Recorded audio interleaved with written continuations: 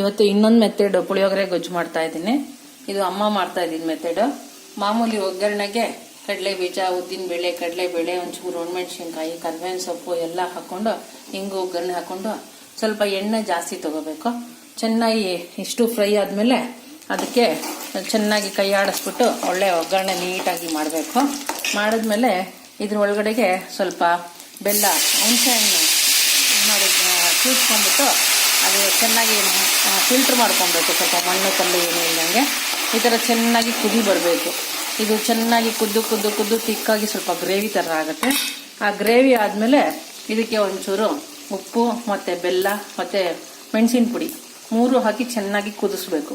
ಕುದಿಸಿದ್ಮೇಲೆ ಲಾಸ್ಟ್ಗೆ ಮಾಮೂಲಿಯಾಗಿ ಒಂಚೂರು ಎಳ್ಳು, ಮೆಂತ್ಯ ಹುರಿದ್ಬಿಟ್ಟು ಒಣ ಕೊಬ್ಬರಿ ಜೊತೆಗೆ ಪೌಡ್ರ್ ಮಾಡಿಬಿಟ್ಟು ಇದನ್ನ ಮಿಕ್ಸಿಗೆ ಹಾಕ್ಕೊಂಡು ಅದರೊಳಗಡೆಗೆ ಹಾಕಿದ್ರೆ ಇದು ಮಾಮೂಲಾಗಿ ಅಮ್ಮ ಎಲ್ಲ ಮಾಡ್ತಾ ಇದ್ದಿದ್ದು ಪುಳಿಯೋಗರೆ ಗೊಜ್ಜು. ಮತ್ತು ಇದು ಕೂಡ ಎಷ್ಟು ದಿವಸ ಇಟ್ಕೊಂಡ್ರು ತುಂಬ ಚೆನ್ನಾಗಿರುತ್ತೆ. ಚೆನ್ನಾಗಿ ಇದು ಕುದಿಬೇಕು.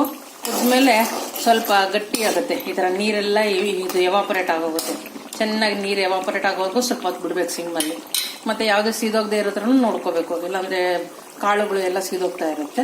ಸ್ವಲ್ಪ ನೋಡಿಕೊಂಡು ಇದಕ್ಕೆ ಮತ್ತು ಉಪ್ಪು, ಬೆಲ್ಲ, ಮೆಣಸಿನ ಪುಡಿ, ಲಾಸ್ಟ್ಗೆ ಈ ಪೌಡ್ರು ಒಂಚೂರು ಒಣ ಕೊಬ್ಬರಿ ಹಾಕಿದ್ರೆ ಪುಳಿಯೋಗರೆ ಗೊಜ್ಜು ತುಂಬ ಚೆನ್ನಾಗಿರುತ್ತೆ.